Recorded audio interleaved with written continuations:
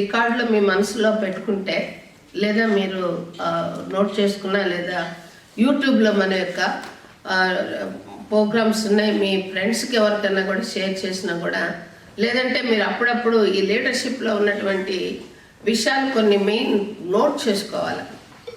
ఎందుకంటే నూతన నిబంధనలు మనందరం కూడా రాజులము యాజకులము, దేవుణ్ణి స్తుతించడానికి మనము, దేవుణ్ణి కొనియాడటానికి మనము రాజులం. పాత నిబంధనలో ప్రీస్టులు ఏం చేసేవాళ్ళు అని అంటే, రాజుల కొరకును దేశం కొరకును దేశంలో ఉన్న ప్రజలందరి కొరకును విజ్ఞాపనలు చేసేవాళ్ళు యాజకులు. ప్రాఫిట్స్ ఏం చేసేవాళ్ళు, దేవుని యొద్ద నుండి దేశానికి ఏం జరగబోతుంది, జరగబోయే దాంట్లో నుంచి ఎలా తప్పించుకోవాలి, ఎలా దేవుని దగ్గర క్షమాపణలు అడగాలి, వారి వల్ల వచ్చేటటువంటి కీడు నుండి ఎలా తప్పించుకోవాలి, ఇవన్నీ కూడా ప్రవక్తలు దేవుని యొద్ద నుండి తీసుకొస్తున్నారు. మోసెస్ ఒక ప్రవక్తగా ఉన్నాడు, ఒక లీడర్గా ఉన్నాడు, దేవుడు ఏర్పాటు చేసుకున్నటువంటి యాజకుడుగా ఉన్నాడు. సో ఆ ఏరియాలో కొన్ని మనం చాలా పాయింట్స్ మనం జ్ఞాపకం చేసుకున్నాం.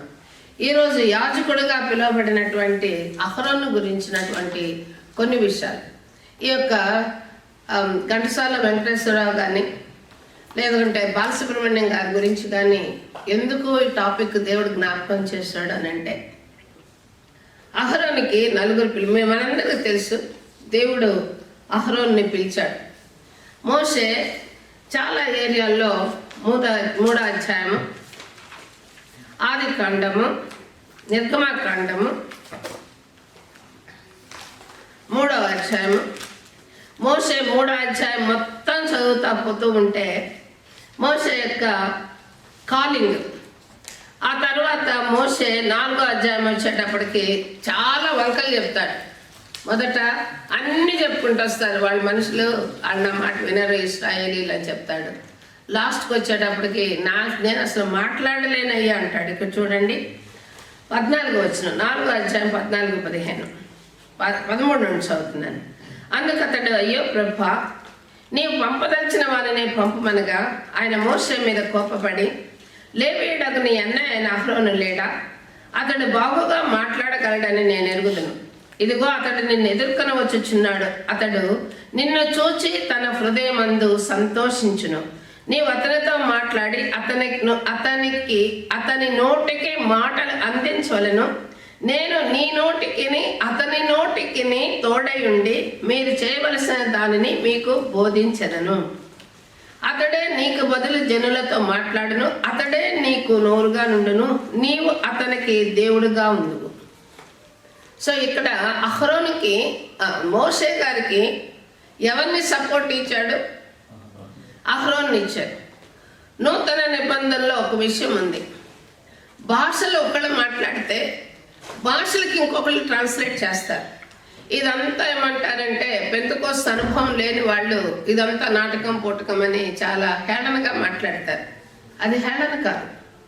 భాషలు మాట్లాడటం కానీ భాషలకు అర్థం చెప్పటం కానీ పరిశుద్ధాత్మలో ఒకే ఫ్రీక్వెన్సీలో ఉన్నటువంటి ఇద్దరు వ్యక్తులు చేయగలుగుతారు. అది దేవుని యొద్ద నుండి వచ్చేటటువంటి అనుభవపూరితమైన వరం. అది నాకు ఎక్స్పీరియన్స్ ఉంది కాబట్టి నేను చెప్పగలను. కనుక ప్రియమైన వాళ్ళనా, అహరోను ఎవరికి నోటిగా ఉన్నాడు అని అంటే, మోషేకి నోరుగా ఉన్నాడు అహరోను. దేవుడే ఆయన్ని పిలిచాడు. దేవుని దగ్గర నుండి ఆయనకి కాలింగ్ వచ్చింది. ఈయన లేవి వంశస్థుడు. ఈ లేవి వంశస్థులు అంటే మోషే, అహరోను, మిరియాం, ఈ ముగ్గురు కూడా ఒకే తల్లిదండ్రులకు పుట్టారు. స్పెసిఫిక్గా పిల్లలు స్పిరిచువల్గా ఉన్నారు అని అంటే దాని అర్థం తల్లి స్పిరిచువల్గా ఉంటేనే. బాగా గుర్తుపెట్టుకోండి, మీ పిల్లలందరూ కూడా స్పిరిచువల్గా ఉండాలి, దేవుని రాజ్యంలో ఉండాలి, భూమిని స్వతంత్రించుకోవాలి, భూమిలో గొప్పవాళ్ళు అవ్వాలి అని అంటే తల్లి ఆ యొక్క జ్ఞానం కలిగిన స్త్రీగా ఉండాలి. జ్ఞానం అంటే యెహోవా యందు భయభక్తి కలిగింది. ఆమె ఎంత భయభక్తులు కలిగింది కాకపోతే మోషేని అంత భద్రంగా దాచింది. ఎంత భయభక్తులు లేకపోతే మనుషులకు భయపడలేదు, దేవునికి భయపడి దాచుకొని ఒక జ్ఞానంతో ఒక జమ్మ పెట్టె తయారు చేసి నీళ్ళల్లో తేలాడే జమ్మ పెట్టెని తయారు చేసి ఆమె వచ్చే టయానికి ప్రవాహంలో వదిలేస్తుంది. అది ముందే పోతే ఎవరితో చిక్కుండొచ్చు, కానీ ఎంతగా దేవుడు కూడా ఆమెకి సహాయం చేశారు. కనుక జ్ఞానం కలిగిన స్త్రీ కాబట్టి, దేవుని ఎడల భయభక్తులు కలిగిన తల్లిదండ్రులు కాబట్టి వాళ్ళ ముగ్గురు కూడా దేవునికి వాడబడ్డారు. మిరియాము ప్రవక్తి అంటారు.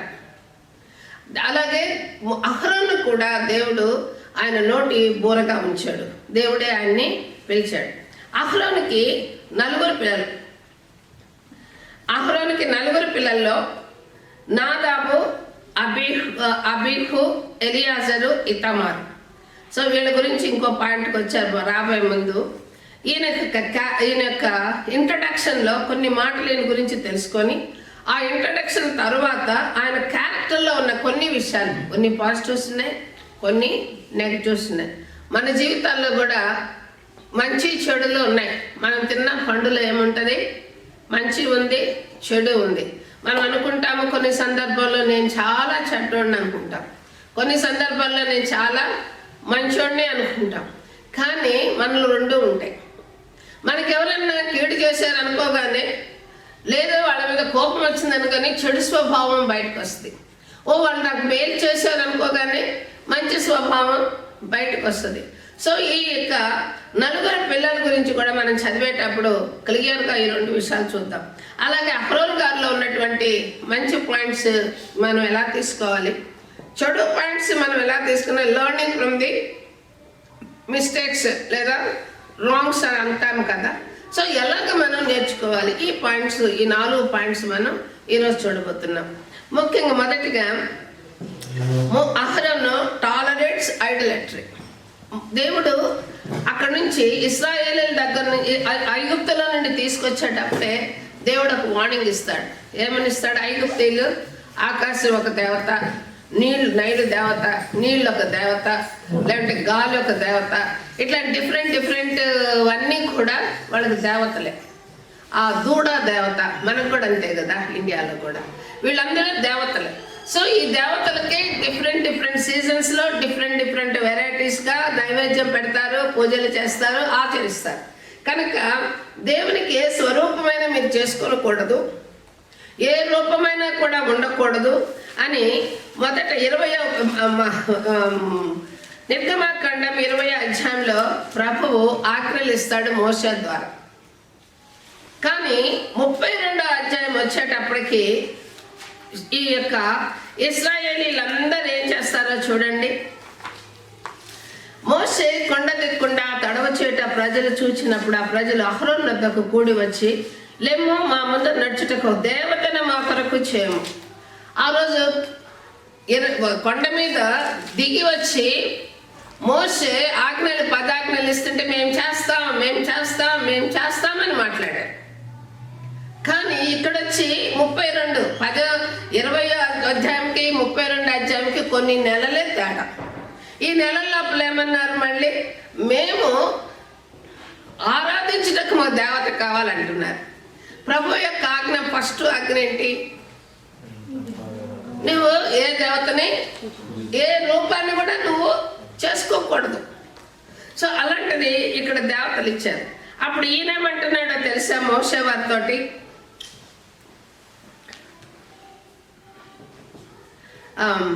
అందుకు అహరోను, మీ భార్యలకు, మీ కుమారులకు, మీ కుమార్తెలకు చెవులకున్న పోగులను తీసి నా యొద్దకు తెండని వారితో చెప్పగా, ప్రజలందరూ తమ చెవుల యొద్ద బంగారు పోగులను తీసి అహరోను వద్దకు తెచ్చిరి.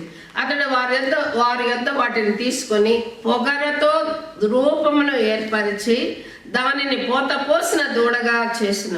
అప్పుడు వారు, ఓ ఇశ్రాయేలు, ఐగుప్తులో నుండి నిన్ను రప్పించనింది దేవుడు ఇతడే అనేది. ఇప్పుడు ఇశ్రాయేలీలు పాపం చేయడానికి కారణం ఎవరు?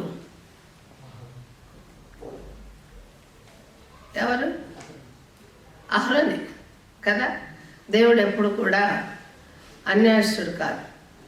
అహరోను పిల్లలిద్దరూ నాదాబు, అబీహులు దేవుని యొద్దకు వాళ్ళ సొంత దీపాత్రిలోకి ఆ యొక్క ధూపం వేసుకొని, యాజకుడు తప్ప ఎవరు కూడా ధూపం తీసుకురాకూడదు ఆ టైంలో. ఆ ధూపం తీసుకొని వచ్చినప్పుడు యెహోవా యొద్ద నుండి అగ్ని వచ్చి అక్కడే పాలెం ఎదుట వాళ్ళందరూ సమాజంగా కూడినప్పుడు వాళ్ళిద్దరు కుమారులు వారి యొక్క వంశమంతా కూడా తగలబడిపోతారు. అప్పుడు ఆ యొక్క సందర్భం వచ్చినప్పుడు ఆ విషయాన్ని కూడా చూసుకుందాం. చూడండి, ఇంకా మోషే గారి యొక్క ఏరియాలు మనం ఇంట్రొడక్షన్లో పోతే నంబర్స్, సంఖ్యాకాండము 12వ అధ్యాయము,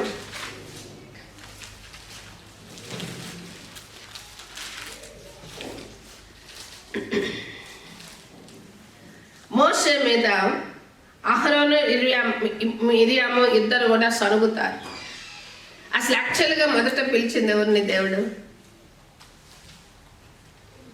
అహరోన్నా మోషేనా మిరియామ్నా? ఎవరిని? మోషేని. దేవుడు తల్లి గర్భంలో నుంచి ఏర్పరచుకున్నప్పుడే మోషాని ట్రైన్ చేసుకున్నాడు. ఐగుప్తు తీసుకెళ్ళాడు. ఆయన పోయి ఫైట్ చేయాల్సింది ఎవరితోటి? ఐగుప్తీయులతోటి. అందుకనే వాళ్ళ యొక్క కల్చర్ ఈయనకి తెలియకుండా ఏం మాట్లాడతాడు? ఐగుప్తుల ధర్మం ఎలా మాట్లాడతాడు? అందుకనే దేవుడు ఎక్కడ ట్రైనింగ్ ఇచ్చాడు ఆయనకి? ఐగుప్తుల మధ్య ట్రైనింగ్ ఇచ్చాడు. వాళ్ళ విద్యలన్నీ నేర్పించాడు, వాళ్ళ యొక్క ట్రెడిషన్ నేర్పించాడు, వాళ్ళ బిలీఫ్స్ నేర్పించారు, వాళ్ళు ఎలాగా వర్షిప్ చేస్తాడు అన్నీ తెలిసి మోషేకి 40 ఏళ్ళు నేర్చుకున్నాడు వాళ్ళతో పాటు ఉండి. సో ఇలాంటి మోషే బ్రతకడానికి భయపడి పారిపోయి మిద్యానికి వచ్చి వాళ్ళ యొక్క మామ కూతుర్ని మిరియామ్ని ఆమెని పెళ్లి చేసుకున్నప్పుడు వీళ్ళిద్దరు ఎలా మాట్లాడుతున్నారో చూడండి. మోషే కూషు దేశపు స్త్రీని పెళ్లి చేసుకుని ఉండిన కనుక అతడు పెళ్లి చేసుకున్న స్త్రీని బట్టి మిరియాము అహరోనులు అతనికి విరోధముగా మాట్లాడి, వారు మోషే చేత మాత్రమే దేవుడు పలికించిన ఆయన మా చేతన పలికింపలేదా అని చెప్పుకొనగా యెహోవా ఆ మాట వినెను. మోషే భూమి మీద నున్న వారందరిలో మిక్కిలి సాత్వికుడు. యెహోవా మీరు ముగ్గురు ప్రత్యక్ష గుడారంలోకి రండి అని హఠాత్తుగా మోషే అహరోనులను మిరియాములకు ఆజ్ఞాపించెను. ఆ ముగ్గురు రాగా, అందుకనే మీ బైబిల్స్ తెచ్చుకుంటే చక్కగా నేను ఈ హిస్టరీ చదివేటప్పుడు బైబిల్ చదవాలి, మీకు అర్థమవుతుంది. అప్పుడు సడన్గా హఠాత్తుగా పిలిచాడంట ముగ్గురిని రమ్మని. ఎందుకు పిలిచాడు? మోషే కంప్లైంట్ చేశాడా? చూడు బాబు వీళ్ళు నా గురించి మాట్లాడుతున్నాడు. మోషే అని చెప్పాడు. ఇక్కడ ఎలా విన్నాడు? దేవుడు విన్నాడు.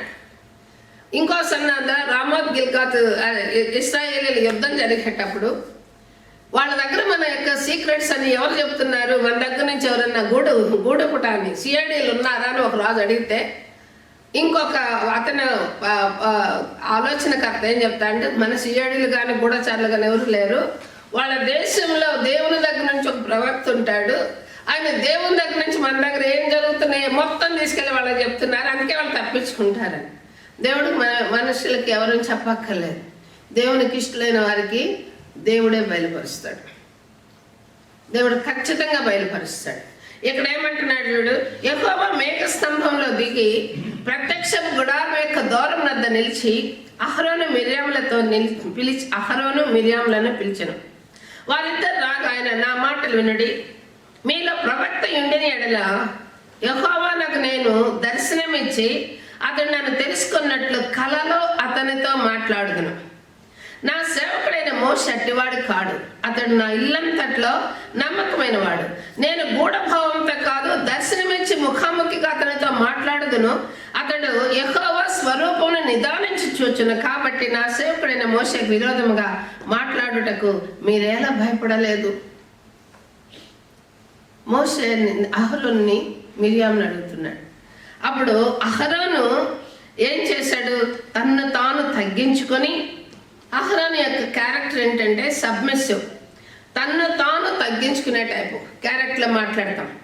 నెక్స్ట్ మోషే అహరోను ఇద్దరు కూడా కానానులో ప్రవేశించలేదు.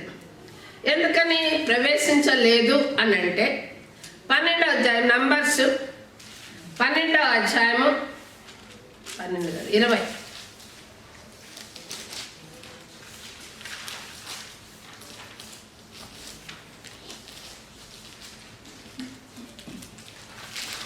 20 నుండి చదువుతున్నాను.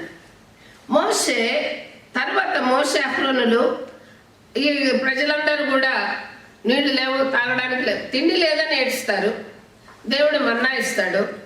నీళ్లు లేదని ఏడుస్తున్నారు. ఇక్కడ బండలో నుండి జీవజలాన్ని ఇస్తున్నాడు. మాంసాహారం లేదని కూడా ఏడుస్తారు. అప్పుడు దేవుడు పూరేళ్ళని ఇస్తాడు. ఇక్కడ మనుషుల యొక్క స్వభావము ఒక్కొక్క సీజన్లో ఒక్కొక్కలాగా దేవుని మీద రెబల్ అవుతుంది. దేవునికి నడిపించే ప్రజల మీద కూడా రెబల్ అవుతుంది. మనిషి యొక్క స్వభావం, మనిషి స్వభావం అదే. పాస్టర్ ఇలాగన్నాడే అని పాస్టర్ మీద అలుగుతారు, లేదా పాస్టర్ల మీద కోపాలు వస్తాయి. అలాగే మోషే నడిపించేటప్పుడు మోషే మీద కోపం వచ్చింది అహరోను మిర్యాములకి. కానీ యాక్చువల్గా పాస్టర్ ఒకళ్ళు వాక్యంలో గురించి మాట్లాడుతున్నారు అని అంటే, నా మట్టుకు నేనైతే నేను నా దేవుని సన్నిధిలో గుండె మీద చేసుకొని చెప్తాను, నేను ఎవరిని ఉద్దేశించి ప్రిపేర్ అవ్వను వాక్యం. నేను ఎవరిని ఉద్దేశించి కానీ ఎవరిని తలంచుకొని కానీ నేను ప్రిపేర్ అవ్వను.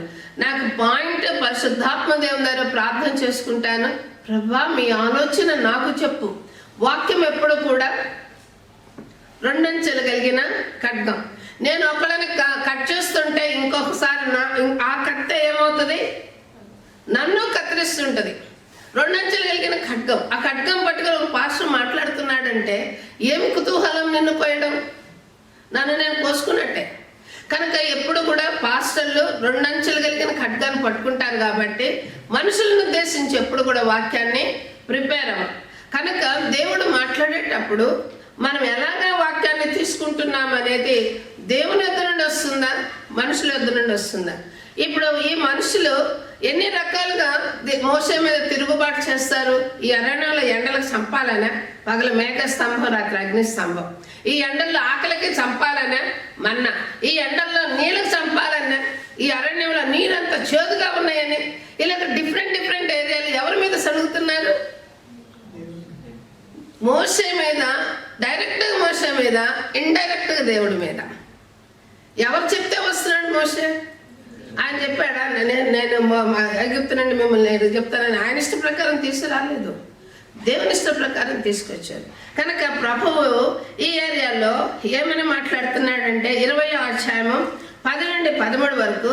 అప్పుడు మోషే అహరోనులు ఆ బండ ఎదుట సమాజము పోగు చేయబడినప్పుడు అతడు వారితో, ద్రోహులారా వినుడి, మేము ఈ బండ నుండి మీకు నీళ్లు రప్పింపాలనా అనెను. అప్పుడు మోషే తన చెయ్యి ఎత్తి 2 మార్లు తన చేతితో ఆ బండను కొట్టగా నీళ్లు సమృద్ధిగా ప్రవహించి సమాజమును పశువులను త్రాగి. అప్పుడు యెహోవా మోషే అహరోనులతో, మీరు ఇశ్రాయేలీల కన్నులెదుట నా పరిశుద్ధతను సన్మానించినట్లు నన్ను నమ్మకపోతే కనుక ఈ సమాజమును నేను వారికి ఇచ్చిన దేశంలోనికి మీరు తీసుకొని పోరని చెప్పాను. వాళ్ళ గోల్ ఏమైపోయింది? డైవర్ట్ అయింది. అందుకని వాళ్ళిద్దరు కూడా కానాన్లో ప్రవేశించలా. ఇద్దరు కూడా చనిపోయినారు ప్రవేశించక మునిపే. సో ఈ ఏరియాలో fails with Moses and at Meribah. దేవుడు ఆయన్ని ఏర్పాటు చేసుకొని నీ బిడ్డలకు కానీ సర్వ సమాజానికి కానీ నువ్వు బోధించాలి అని చెప్పాడు. లేవికాండం 8వ అధ్యాయం. వీళ్ళు హీటర్లు కంప్లీట్ క్లోజ్ చేసినట్టున్నారు, సమ్మర్ వచ్చిందని. మేము కూడా డుబి తీసి పారేసి సమ్మర్ అది ఉంటారు, అది దాన్ని ఏమంటారు, కుల్టు వేసుకున్నాం లాస్ట్ వీక్లో. ఎండ వచ్చేసి ఇంకేముంది, ఇంత ఎండలో ఇంత చెమట్లో పడుతున్నాయి. నెక్స్ట్ డే నుంచి మళ్ళీ ఏమైంది, అది ప్యాక్ చేసి లోపల వేసుకున్నాం, పైన వేసుకొని మళ్ళీ తెచ్చలేక దాని మీద 4 దప్పుకుంటున్నాం. అలా ఉంది మన పరిస్థితి కూడా. బాబు ఇది కట్ చేయదాన్ని ఇది పెట్టేటప్పుడు కట్ చేయబాక. దేవుని స్తోత్రం.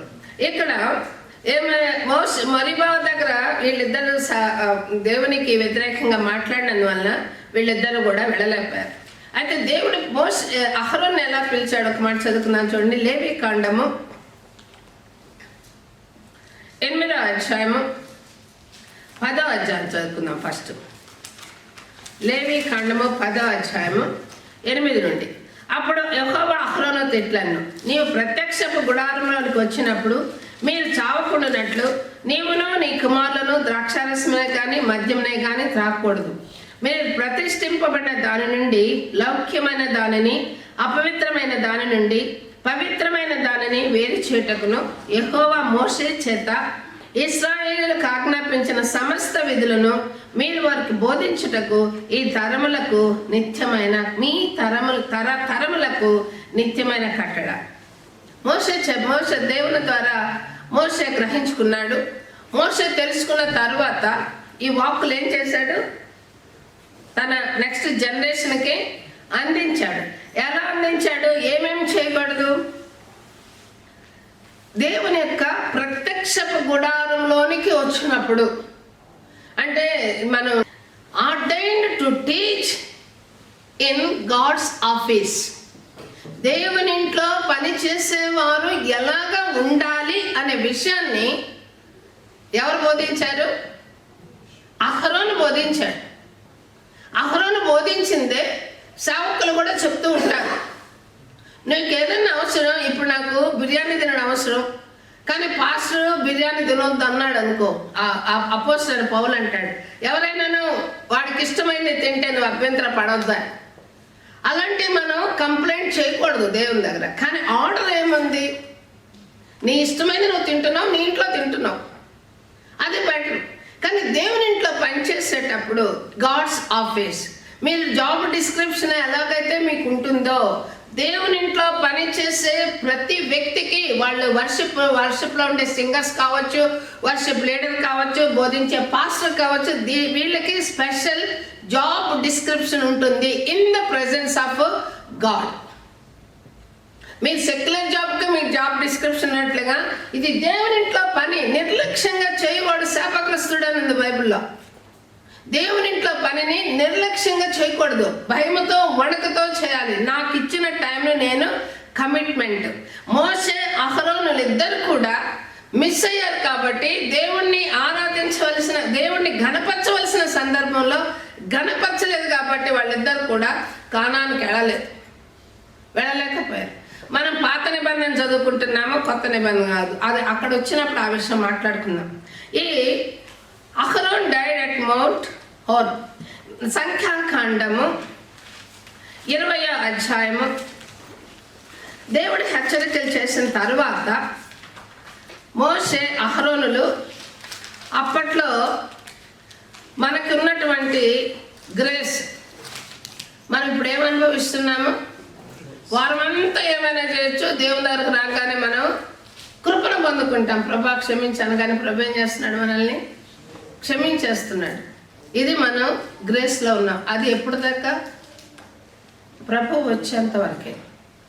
ప్రభు వచ్చి సంఘం ఎత్తబడిన తర్వాత విడిచిపెట్టబడినటువంటి సంఘము, అంటే కాంప్రమైజ్ అయ్యి లోకానికి దేవునికి మధ్య కాంప్రమైజ్డ్గా ఉన్నటువంటి సంఘం విడిచిపెట్టబడుతుంది. అంటే ఆయిల్ ఉంది, దీపము ఉంది. మాకు ఆయిల్ ఉంది, దీపం ఉంది, కానీ కరెక్ట్గా దేవుడు వచ్చే టైంకి ఆయిల్ ఏమైపోయింది? అయిపోయింది. దీపం వెలగట్లేదు. దీపం వెలగకపోతే నేనేం చేస్తాను? లోపలికి వెళ్ళలేదు. చేతిలో దీపం ఉంటే కదా నన్ను లోపలికి వెళ్ళనిచ్చేది. అందుకే కదా సినిమాలో టికెట్లు, ఏ మీటింగ్లో పెట్టినా ఇప్పుడు ఏమున్నాయి? టికెట్స్ లేకుండా ఎవరైనా పోతారా? ఏ యొక్క యాక్టివిటీస్కైనా ఈ రోజుల్లో మెంబర్షిప్ కూడా ఉంటుంది. నీ పేరుందా ఇందులో? ఉంది, ఎంటర్ అవ్వండి. సో ఇక్కడ 20వ అధ్యాయం 34వ వచనంలో, సంఖ్యాకాండం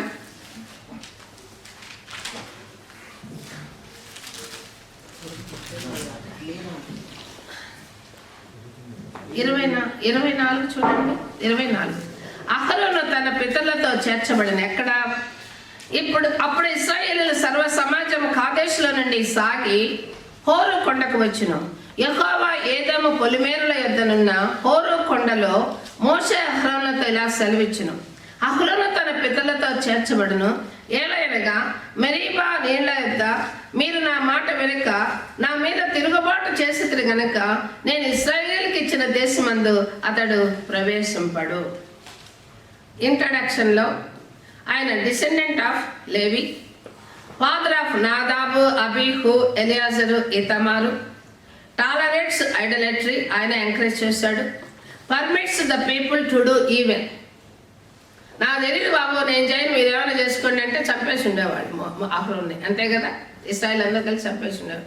సస్తే సత్యంలే అనుకొని ఉంటే ఆ విధానం వేరు. ఎందుకయ్యా బాధ పెడతారు, ఇస్తాను అందులో ఒక తోడ ఏర్పడుద్ది అని ఎందుకు చేశాడంటే he encourage to do even. Conspires against Moses, fails with Moses at Meribah, attend to teach and in God's office. Aaron died at Mount Hor. ఇది ఆయన యొక్క హిస్టరీ. సో ఆయన యొక్క క్యారెక్టర్స్ మనం చదువుకుందాం. గుడ్ స్పీకర్ ఇందాక చదువుకున్నాం. ఎక్సోడస్ 4వ అధ్యాయంలో అతను బాగా మాట్లాడగలడు కనుక నేను అతన్ని నీ నోటిగా ఉంచుతున్నానని నిర్గమకాండం 4వ అధ్యాయం 14వ వచనం చూసాం. అలాగా చూజన్ బై గాడ్, దేవుడే ఆయన్ని ఏర్పాటు చేసుకున్నాడు. ఎక్సోడస్ 28 మొదటి వచనం, మరియు నాకు యాజకత్వం చేటుకై నీ సహోదరుడైన అహరోను అతని కుమారులను, అనగా అహరోను కుమారులైన నాదాబును, అబీకును, ఎలియాజరును, ఈతమారును ఇశ్రాయేలీయుల నుండి నీ యొద్దకు పిలిపింపుము. అతనికి అలంకారమును ఘనతయు కలుగునట్లు నీ సహోదరుడైన అహరోనుకు ప్రతిష్ఠిత వస్త్రములు పుట్టవలెను. ఇప్పుడు చాలా చర్చెస్లో క్వైర్లో ఉన్న వాళ్ళందరూ యూనిఫామ్ లాగా డ్రెస్సులు వేసుకుంటారు. ఎందుకు? ఈ ఆర్డర్ బట్టే వాళ్ళ చర్చికి తగ్గట్టు. చాలా చర్చెస్లో అంగీలు వేస్తారు పాస్టర్స్. ఎందుకు? వాళ్ళలో సపరేషన్ కనబడాలని. బోధించే వారికి, బోధ వినేవారికి మధ్య ఒక డిఫరెన్స్ అనేది ఉండాలి. కానీ రాను రాను ప్రభువైన యేసుక్రీస్తు చెప్పారు కదా, బోధకులైన ఎవరిని పిలవద్దు, నేను మీ ప్రభువైన యేసుక్రీస్తు బోధకుడైతే మీరందరూ సహోదరులు అన్నారు కదా. అందుకని చాలా చర్చెస్లో డిఫరెన్స్ ఉండదు. డిఫరెన్స్ లేనందువలన కూడా ఆయన చెప్తున్నాడు, నేను చెప్తున్నాను, ఆయన ఇష్టం వచ్చింది ఆయన చెప్తున్నాడు, నా ఇష్టం వచ్చింది నేను చెప్తున్నాను. కనుక సంఘాల్లో ఏమవుతున్నాయి? ఏక మనస్సు లేదు, ఏకాత్మ లేదు, ఏకమైన తాత్పర్యం లేదు. అంటే దేవుని వాక్యానికి అనుసరించి నడిచేటటువంటిదే తాత్పర్యము లేదా అండర్స్టాండింగ్ లేదా మీనింగ్. సో ఇక్కడ పాస్టర్లను ఎందుకు పెట్టాడు? కాపరి సంఘాన్ని కాయువాడు, సంఘాన్ని వాక్యము ద్వారా పోషించేవాడు, సంఘాన్ని జీవజలము యొద్దకు నడిపించేవాడు. ఎవరి జీవజలం? యెహోవా నా కాపరి, నాకు లేమి కలగదు, పచ్చికల చోట్లని పనులు చేయను, శాంతికరమైన జలముల యొద్దకు నన్ను నడిపించును. ఇప్పుడున్నటువంటి న్యూ టెస్టిమెంట్లో కాపరి యొక్క ఉద్దేశం, ఒక రూల్ ఏంటి? ఆయన టీచ్ చేయాలి వాక్యము. ఏది ఉన్నది ఉన్నట్టు టీచ్ చేయాలి. నువ్వేమన్నా చేసుకో బాబు, ఆదివారం వచ్చేసాయి, సంఘానికి 4 రూపాయలు వేసేసాయి, దాంతో ఫినిష్, దేవుడు నిన్ను క్షమిస్తాడు పో. ఇది కాదు మనం బోధించేది. నువ్వెందుకు సంఘానికి వస్తున్నావు? ఒకరోజు దేవుని పిలుపు వినట్లుగా నీ చెవి, దేవుని చూడగలిగినట్లుగా నీ కన్ను, దేవునితో నడవగలిగినట్లుగా నీ transformation body, inner transformation, not outer transformation, inner transformation. ఒకరోజు ప్రభు రాబోతున్నాడు. నువ్వు తీర్పు దినంలో ఉండడం కోసం కాదు నిన్ను పిలిచింది, నిత్య రాజ్యంలో ఉండడానికి ప్రభు పిలిచాడు. ఈ 4 పాయింట్స్ నువ్వు చెప్పకపోతే నీ లైఫ్ లాంగ్ నువ్వు క్రిస్టియన్ అయి కూడా వేస్ట్, వ్యర్థం, నూనె లేని కన్నికల్లాగా ఉంటాం, విడిచిపెట్టబడతాం. అప్పుడు శ్రమలు 7 సంవత్సరాల యొక్క శ్రమల యొక్క ఇయర్లోనికి మనం పాలు పొందుకుంటాం. కనుక ప్రియమైన వారులారా, దేవుని ద్వారా ఏర్పరచబడే దేనికంటే అతనికి అలంకారమును ఘనతయు. ఇక్కడ నిలబడ్డామంటే ఎన్ని కళ్ళు మమ్మల్ని చూస్తాయి? ఒకసారి దేవుని యొక్క ఘనత, అతనిని అహరోనుని అతని కుమారులను, ఇక్కడ మనం అందరం ఇలా నుంచుంటున్నామంటే కళ్ళు, అందరి కళ్ళు మా మీద నా మీదనే ఉంటాయి, పాడే మీ మీద కూడా ఉంటాయి. మిమ్మల్ని ఇక్కడున్న వాళ్ళందరూ చూస్తారు, అపవాది చూస్తాడు, దేవుని దూతలు కూడా చూస్తారు. మీరు చేసేటటువంటి, మీరు సాక్రిఫైస్ చేసుకునే మీ టయాన్ని గురించినటువంటి గిఫ్ట్ మీకు బుక్లో రాయబడి ఉంటుంది. ఈ సంవత్సరము, ఈ వారము, ఈ నెలలో ఇంత చేశారు బిడ్డలు అనేది బుక్లో రాయబడి. దేవుడు ఎప్పుడు మర్చిపోడు. ఉగ్గుకి నేను నీళ్ళు ఇస్తేనే దేవుడు మర్చిపోడు. మీ సమయాన్ని ఇంత సాక్రిఫైస్ చేసుకొని నేను నిలబడితే మీకు కలిగేది ఘనత మనుషుల నుండి కాదు. ఎవరి నుంచి కలుగుతుంది? వాక్యం ఆధారం చేసుకోండి, అండర్లైన్ చేసుకోండి. మీరు దేవుని ఘనత పొందుకోవడానికి అల్పులమైన మనల్ని దేవుడు ఏర్పాటు చేసుకొని ఇంత గొప్ప ధన్యతకరమైనటువంటి పొజిషన్ ఇస్తే మనం నిర్లక్ష్యంగా చేస్తే ఎలాగా? ఒకవేళ ప్రభు అడిగితే కనుక ఏమని టీచ్ చేయడానికి అహరోన్ని దేవుడు పిలుచుకున్నాడు అని అంటే, అతని కుమారులందరికీ ఘనతయు అలంకారమును కలుగునట్లుగా ప్రతిష్ఠిత వస్త్రములు కొట్టవలను. వాళ్ళ యాజకత్వం చేయడానికి ఒక డిఫరెంట్ అవుట్లుక్ అంటారు. ఆ అవుట్లుక్ ఉన్న డ్రెస్ని వాళ్ళు కుట్టించుకుంటున్నారు, అది వేరే విషయం. కానీ మనల్ని న్యూ టెస్టిమెంట్లో ఏం చూస్తాడు దేవుడు? మన యూనిఫామ్ను కాదు, మన అంతరంగాన్ని చూస్తాడు. మేము కూడా అప్పుడప్పుడు యూనిఫామ్ వేస్తాం. గ్రేట్ ఇంటర్నేషనల్ మీటింగ్లు జరిగినప్పుడు, ఇంటర్నేషనల్ పాస్టర్స్ వచ్చినప్పుడు యూనిఫామ్లు వేస్తాం మేము కూడా కదా. మనం కూడా అందంగా తయారవుతారు, మన బిడ్డలు చక్కగా ఉంటారు కాబట్టి. దేవునికి స్తుతికంత మహిమ కలుగును గాక. So chosen by God, good speaker, chosen by God, chosen to teach, and మోసే చాలా సబ్మిసివ్. ఎంత సబ్మిసివ్ అంటే, జనరల్గా మన పిల్లల్ని ఎవరన్నా ఏమన్నంటే మనం ఓర్చుకుంటామా? మోసే పరిస్థితి ఏంటి చూద్దాం. చూడండి, లేవికాండం 10వ అధ్యాయం. లేవికాండం 10వ అధ్యాయం దయచేసి అందరూ వినండి. అహరోను కుమారులైన నాదాబు, అబీహులు తమ ధూపాత్రలను తీసుకొని వాటిలో నిప్పులించి వాటి మీద ధూపద్రవ్యం వేసి యెహోవా తమకు ఆజ్ఞాపింపని వేరొక అగ్నిని అతని సన్నిధికి తేగా యెహోవా సన్నిధి నుండి అగ్ని బయలుదేరి వారిని కాల్చివేసిన. వారు యెహోవా సన్నిధిని మృతి పొందిరి. అప్పుడు మోషే అహరోనుతో ఇట్లను, ఇదే యెహోవా చెప్పిన మాట, నా యొద్ద నుండి వారి యందు నేను నన్ను పరిశుద్ధపరచుకుందును, ప్రజలందరి ఎదుట నన్ను మహిమపరచుకుందును. అప్పుడు అహరోను ఏం చేశాడు? అహరోను మౌనముగా నుండగా,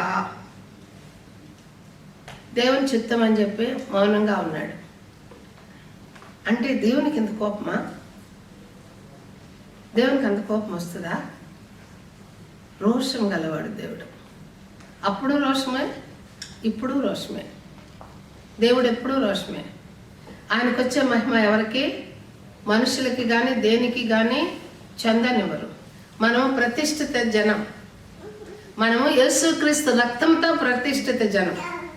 వీళ్ళు కోడల యొక్కయో గొర్రె పిల్లల యొక్కయో ప్రతిష్ఠిత జనము అయితే, మనము యేసుక్రీస్తు రక్తము ద్వారా ప్రతిష్ఠిత జనము.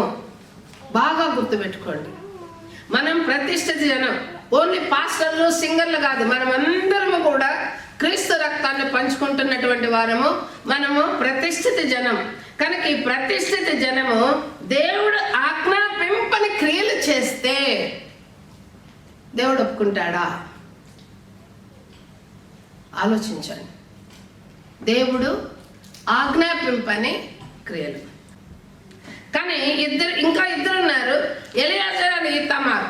ఆ తర్వాత నెక్స్ట్ స్టెప్ ఎవరిని దేవుడు అభిషేకించాడు?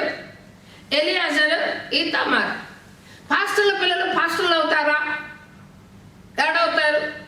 మీకు కండక్టర్ కొడుకు కలెక్టర్ అవుతాడంటే యాక్సెప్టబుల్ కదా, ప్రపంచానికి యాక్సెప్టబుల్. కానీ పాస్టర్ కొడుకు పాస్టర్ అవుతాడంటే నాట్ యాక్సెప్టబుల్. ఎందుకని మన స్వభావాలు అలాగుంటాయి. ఎందుకంటే ఇక్కడే 4 పిల్లలు ఉన్నారు. ఒకళ్ళు దేవునికి వ్యతిరేకంగా ప్రవర్తించారు, ఇద్దరు వ్యతిరేకంగా ప్రవర్తించారు, ఇద్దరు దేవునికి అనుకూలంగా ప్రవర్తించారు. కనుక దేవుని యొక్క ఇంటిలో మన పిల్లలు, ప్రతి ఒక్కళ్ళ పిల్లలు దేవుడు యాక్సెప్ట్ చేసే పిల్లలుగా మనం పెంచుతున్నామా లేదనేది మీ రెస్పాన్సిబిలిటీ. మీరందరూ దేవుడు యాక్సెప్ట్ చేసేటటువంటి బిలీవర్స్గా ఉన్నారా లేదా అనేది నా రెస్పాన్సిబిలిటీ. మీరు ఒకవేళ ఎక్కడైనా మిస్ అవుతూ ఉంటే హెచ్చరిక చేయాల్సిన బాధ్యత ఎవరిది? నాదే.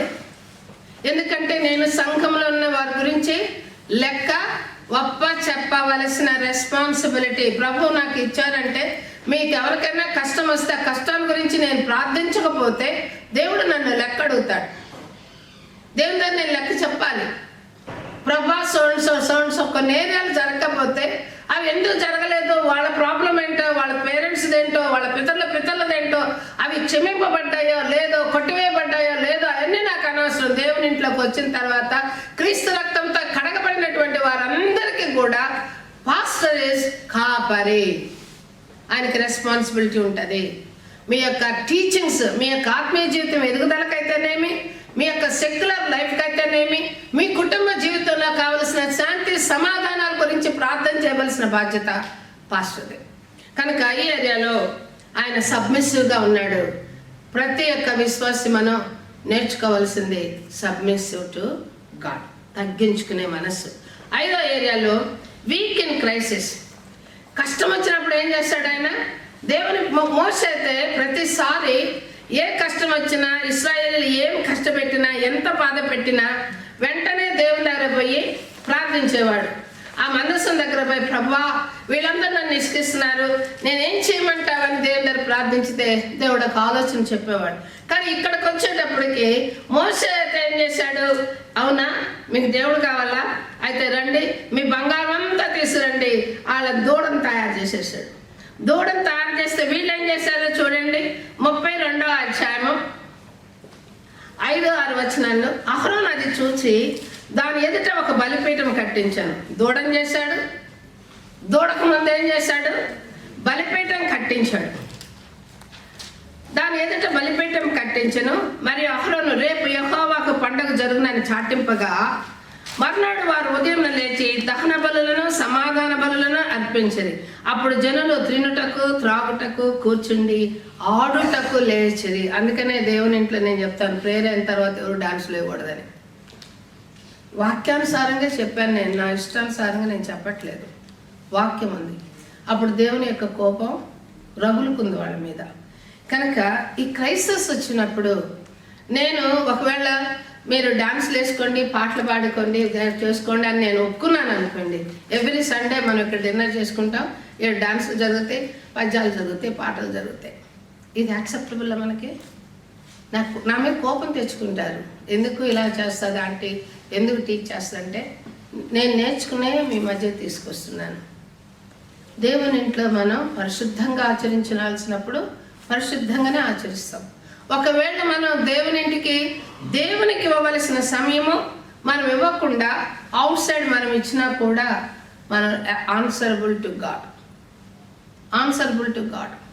నేను వాక్యం చెప్తున్నానమ్మా, దయచేసి నన్ను మిస్అండర్స్టాండ్ మీరు చేసుకోవద్దు. ఇప్పుడు వీక్ ఇన్ క్రైసిస్. మా ఫ్రెండ్ పిలిచిందండి, ఈరోజు మాకు మెన్ మీటింగ్ ఉంది, ఉమెన్ మీటింగ్ ఉంది, కానీ నేను రాలేను ఎందుకంటే నా ఫ్రెండ్ని ప్లీజ్ చేయాలి. ఎవరిని ప్లీజ్ చేయాలా? క్రైస్తవుడు ఎవరిని ప్లీజ్ చేయాలి? మనం నీకు ఒకవేళ పార్టీలు ఉన్నా, పద్యాలున్నా, ఏమున్నా కూడా నీకు ఇచ్చిన రెస్పాన్సిబిలిటీ నువ్వు ఫుల్ఫిల్ చేసి నెక్స్ట్ నువ్వు వెళ్ళు, నీ ఫ్రెండ్స్ దగ్గరికి వెళ్ళు, నువ్వు వెళ్ళొద్దనడం లేదు. కానీ మనం ప్లీజ్ చేయవలసింది ఎవరిని? ఫస్ట్ ప్లేస్ ఇవ్వవలసింది ఎవరికి? మనం దేవుని ఫస్ట్ ప్లేస్ ఇవ్వాలి.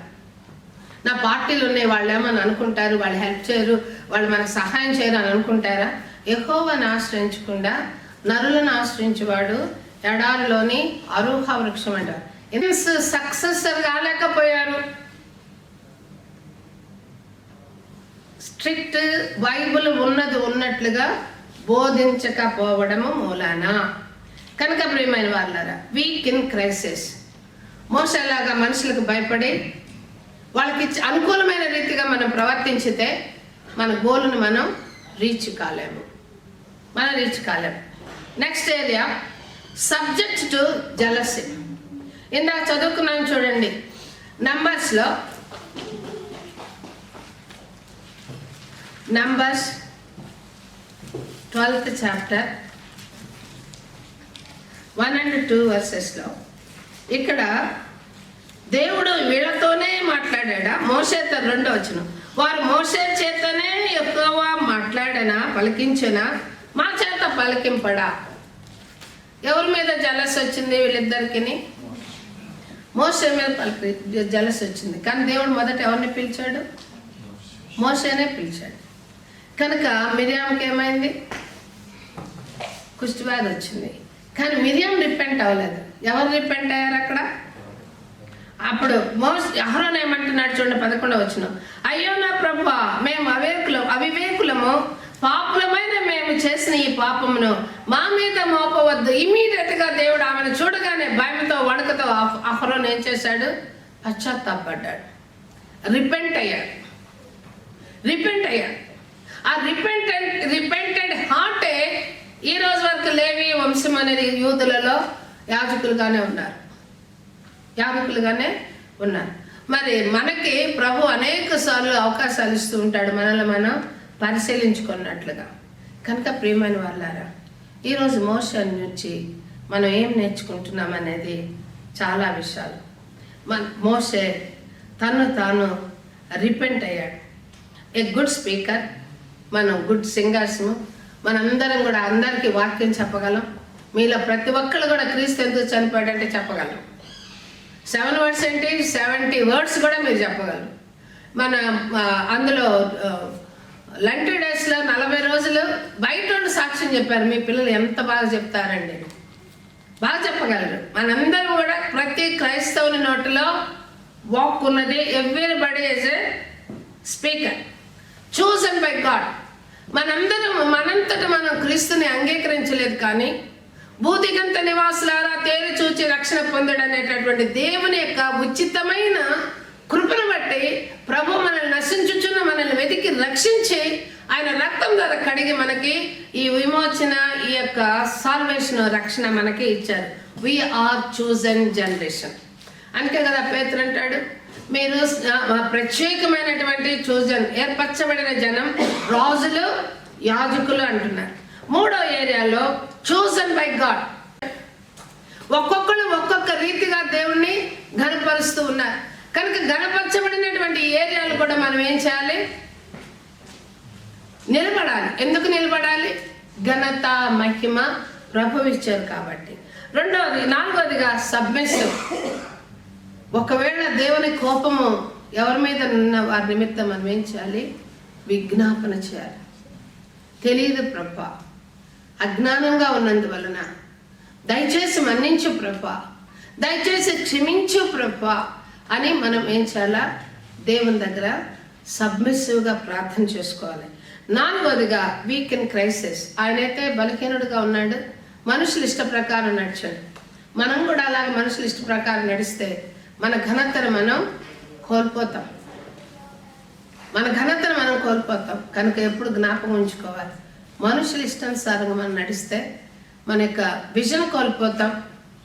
మన నెక్స్ట్ జనరేషన్కి ఇవ్వవలసిన ఆ యొక్క పవర్ని కోల్పోతాం. రాను క్రిస్టియన్స్ ఏమవుతుంది, తెలుగులో ఏం చెప్తున్నారు? పలచబడిపోతుంది అని అంటారు. పలచబడిపోవడానికి కారణం కాంప్రమైజ్ టు ద వరల్డ్. లోకంతో మనం కాంప్రమైజ్ అవడం వల్ల. 6వ ఏరియాలో సబ్జెక్ట్ టు జలసీ.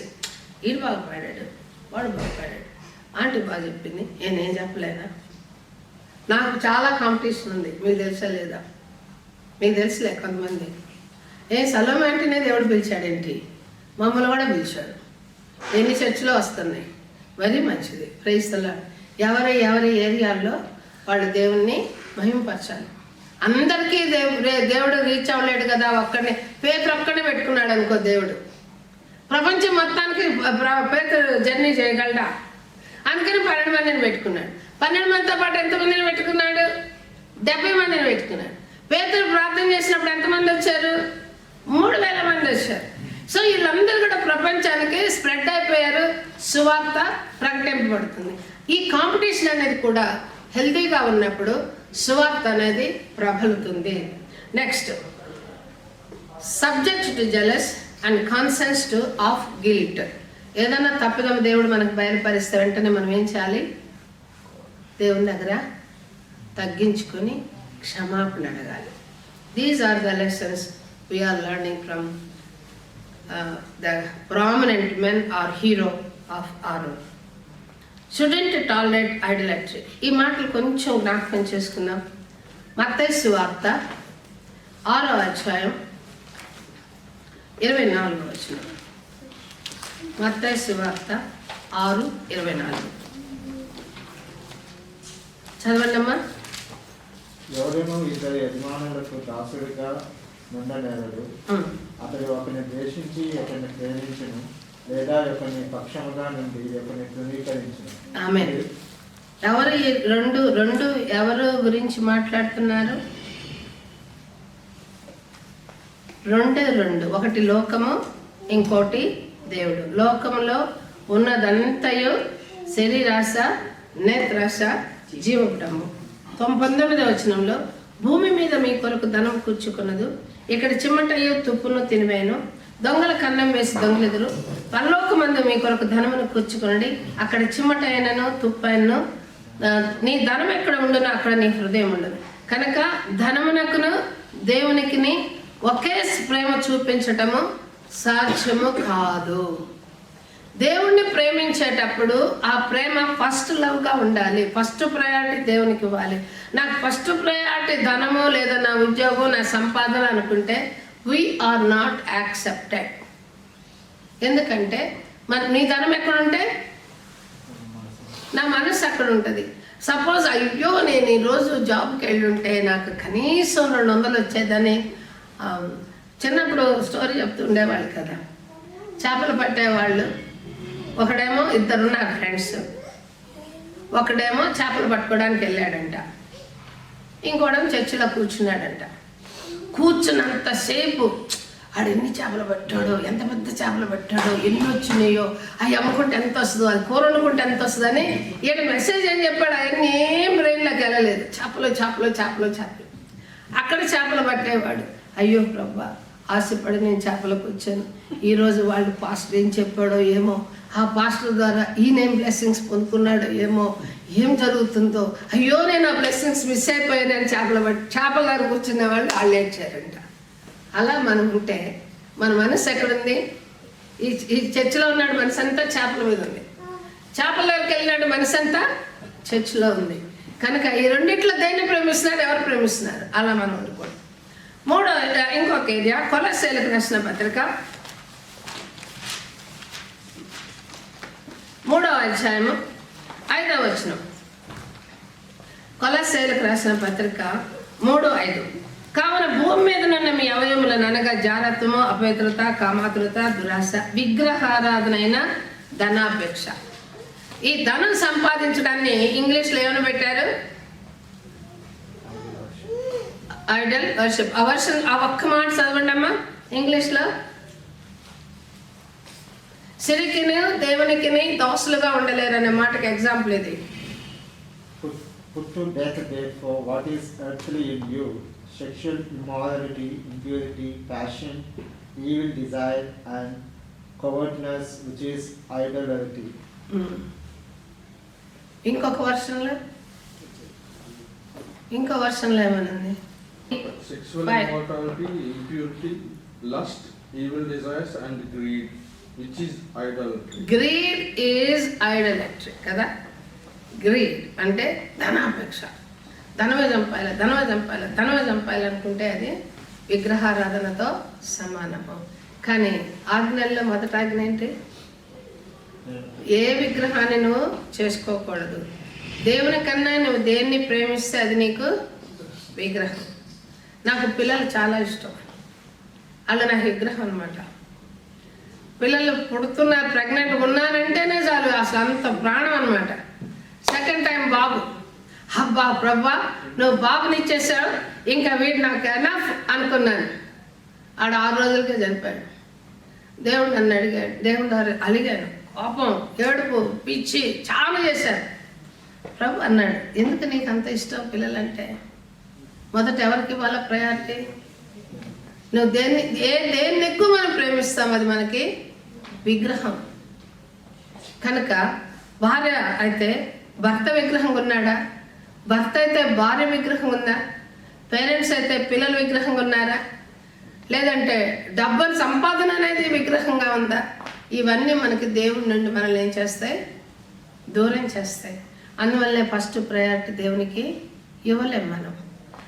మోషే అహరోను పిల్లల విషయంలో వాళ్ళు తన కళ్ళెదురుగా దేవుడు కాల్ చేస్తుంటే మౌనంగా ఉండగలిగాడు.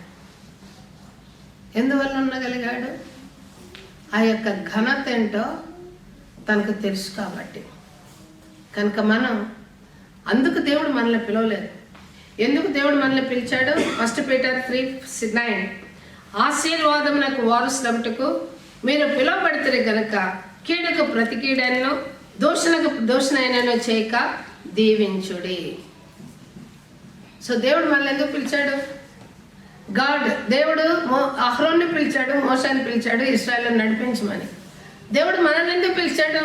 మనం ఆశీర్వాదం పొందుకొని ఆశీర్వాదాన్ని అనుభవిస్తూ మన తర్వాత మన నెక్స్ట్ జనరేషన్ కూడా దేవుడి రాజ్యానికి తోడుకొని పోవాలి. వాళ్ళని ఐగుప్తు నుండి ఇశ్రాయేలుకు కానానుకు తోడుకొని పోయినట్లుగా మనము వెళుతూ మనతో పాటు మన కుటుంబ సభ్యులందరినీ కూడా అక్కడికి తీసుకువెళ్ళాలి. కాబట్టి అందుకు మనం పిలువబడ్డాం. కాబట్టి పర్లకు సంబంధమైన ఆశీర్వాదం పొందుకోవడానికి పిలువబడ్డాం. కాబట్టి కీడుకు ప్రతి కీడైనను దూషణకు ప్రతి దూషణైనను చేయకూడదు. దూషణకు మీకే కాదు, వాక్యము నాకు వర్తిస్తుంది, వాక్యం అందరికీ వర్తిస్తుంది. నేను దూషణకి ప్రతికేడు చేస్తే నేను శిక్షకు పాత్రాలని దేవుని దగ్గర, నేను కూడా దేవుని దగ్గర లెక్కప్ప చెప్పాలి. కనుక మనందరము లేచి నిలబడదాం. దేవుడు మనల్ని వారసులు అవుతే పిలిచాడు. మనల్ని కూడా మోషేని అహరోన్ని ఏర్పాటు చేసుకున్నట్లుగా మనల్ని కూడా ఏర్పాటు చేసుకున్నాడు. మనల్ని కూడా చోజన్ జనరేషన్ అన్నాడు. మన కొరకు ఆయన తన్ను తాను సమర్పించుకొని మనకు విడుదల ఇచ్చారు.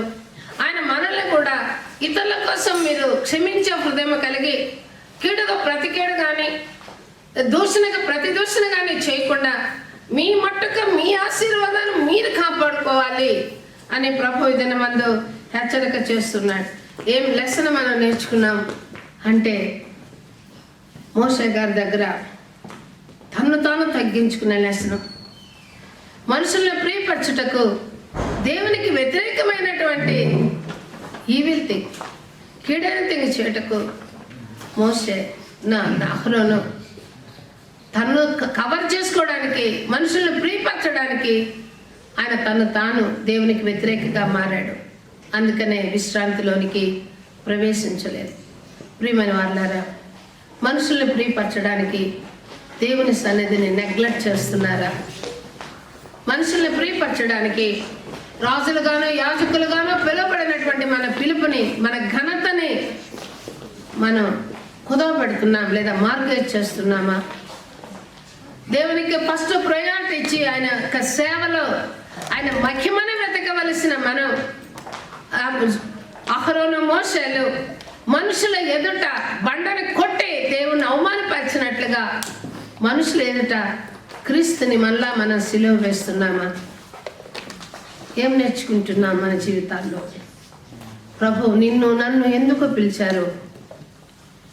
ఆయన ప్రేమతో మనల్ని ఆదరించడం పిలిచారు కదా. ఆయన దయన చొప్పున మనల్ని కనికరం చొప్పున ప్రేమించడానికి కదా, ప్రేమించి కదా మనల్ని ఈ స్థితిలో నిలబెట్టారు.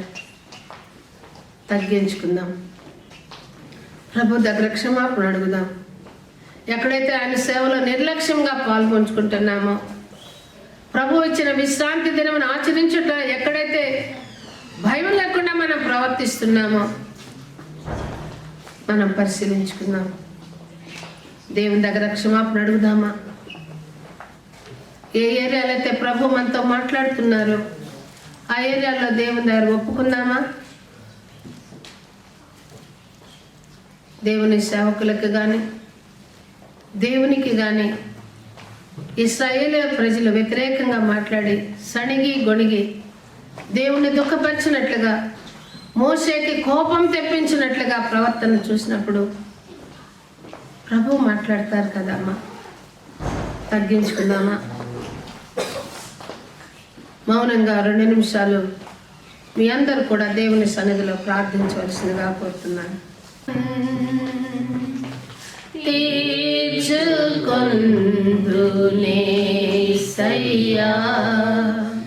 ఏ రీతి నీ రుణం తీర్చుకొందునేసయ్యా ఏ దిక్కులేని నన్ను ప్రేమించినావయ్యా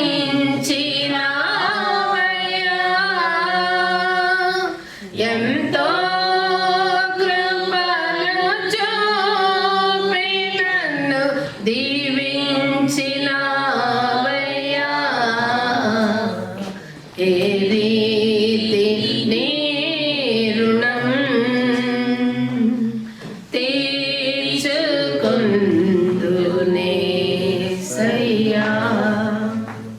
పరిశుద్ధ ప్రభా నీ పాదములు స్తోత్రం.